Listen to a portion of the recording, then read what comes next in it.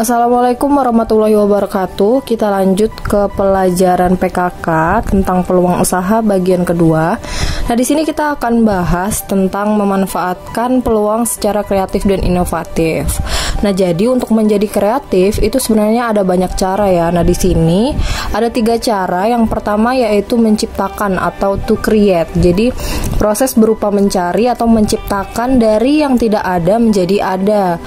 Yang kedua yaitu memodifikasikan atau to modify. Nah, di sini yaitu tidak menciptakan sesuatu hal yang baru, tetapi memodifikasikan sesuatu menjadi hal yang baru dan berbeda.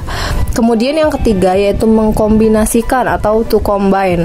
Nah, di sini yaitu mengkombinasikan 2 hal atau lebih yang sebelumnya tidak sering berhubungan. Nah, jadi sebenarnya cara-cara kreatif itu banyak. Jadi kalian tidak perlu harus fokus untuk menciptakan sesuatu atau melakukan suatu penelitian, karya ilmiah dan lain sebagainya. Tapi dengan memodifikasikan dan mengkombinasikan sesuatu yang udah ada pun kalian bisa menumbuhkan hal-hal yang kreatif.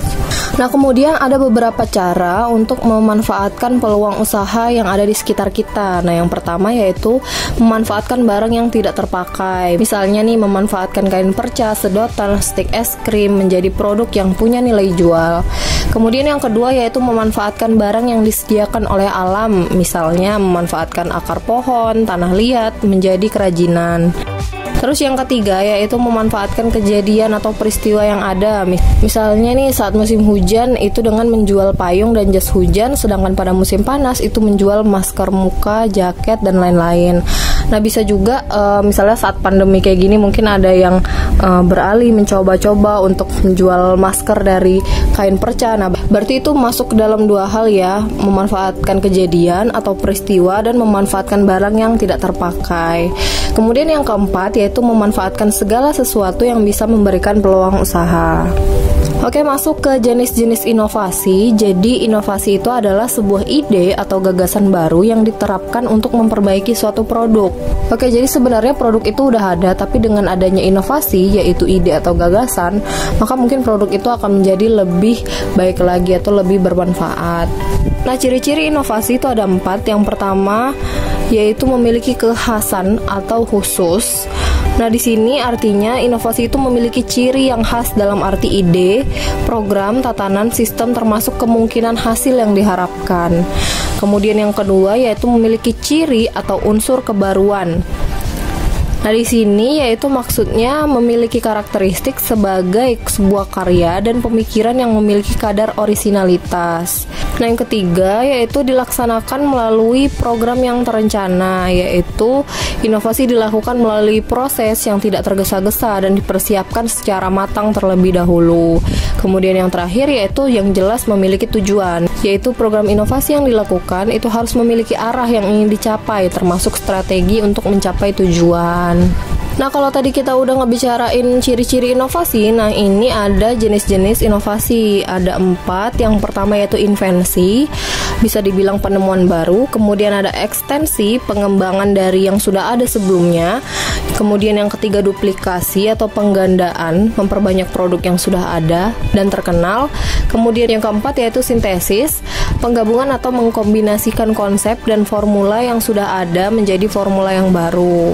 Oke, jadi sebenarnya inovasi ini konteksnya lebih luas ya. Jadi nggak cuma kalian bisa ngandelin penemuan baru, tapi juga bisa menduplikasi atau menggandakan, memperbanyak produk yang sudah ada dan terkenal. Dan pastinya sebelum kita menduplikasi harus ada inovasi atau ide atau gagasan baru yang kita terapkan di produk tersebut. Jadi nggak asal duplikasi atau nggak asal niru-niru produk orang lain gitu. Oke, lanjut ke sumber peluang usaha. Jadi sumber peluang usaha ini ada 2, ada faktor eksternal dan ada faktor internalnya. Nah, yang pertama kita bahas yaitu tentang faktor internalnya. Jadi ada 4 faktor internal yang menjadi sumber peluang usaha. Nah, yang pertama yaitu pengetahuan yang dimiliki, yang kedua pengalaman dari individu itu sendiri, yang ketiga pengalaman dari orang lain, dan yang keempat yaitu intuisi atau pemikiran yang muncul dari diri sendiri. Nah, sedangkan faktor eksternalnya yaitu yang pertama adalah masalah yang dihadapi dan belum terpecahkan. Kedua yaitu kesulitan yang dihadapi sehari-hari. Yang ketiga kebutuhan yang belum terpenuhi, dan yang keempat pemikiran yang besar untuk menciptakan sesuatu yang baru. Oke, ada beberapa pendekatan analisis peluang usaha. Jadi untuk menentukan peluang usaha itu nggak asal-asalan, jadi ada analisisnya. Nah, yang pertama yaitu analisis SWOT atau SWOT. Nah, SWOT ini adalah inisial dari beberapa konsep. Yang pertama yaitu strength atau kekuatan. Jadi maksudnya di sini adalah kekuatan atau kelebihan yang dimiliki perusahaan yang dapat digunakan untuk mendukung usaha. Contohnya nih, produk yang berkualitas dan sudah dikenal masyarakat. Terus memiliki tenaga kerja atau SDM yang kompeten dan loyal. Nah, itu merupakan salah satu kekuatan yang bisa menjadi peluang usaha yang berhasil. Nah, kemudian yang kedua untuk W-nya itu adalah weakness atau kelemahan. Nah, di sini maksudnya adalah kelemahan yang bila tidak diatasi itu bisa menghambat kinerja usaha. Contohnya nih, karyawan yang kurang pengalaman. Nah, otomatis kalau nggak dicari solusinya atau dibiarin gitu aja, itu akan merusak peluang usaha itu sendiri.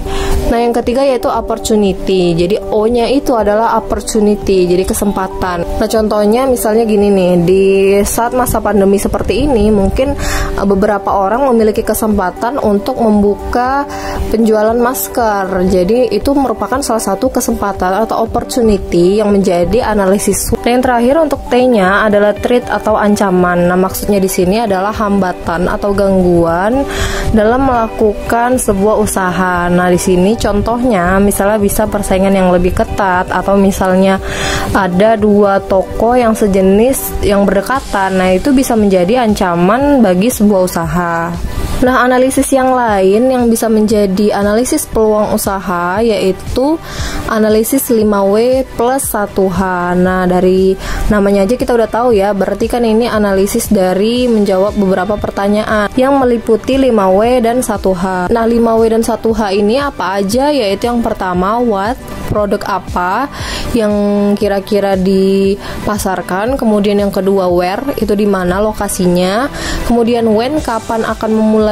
Dan yang keempat, why, mengapa memilih produk ini. Kemudian yang kelima, who, siapa yang akan terlibat di dalamnya. Kemudian yang terakhir, how, bagaimana menjalankan usaha ini.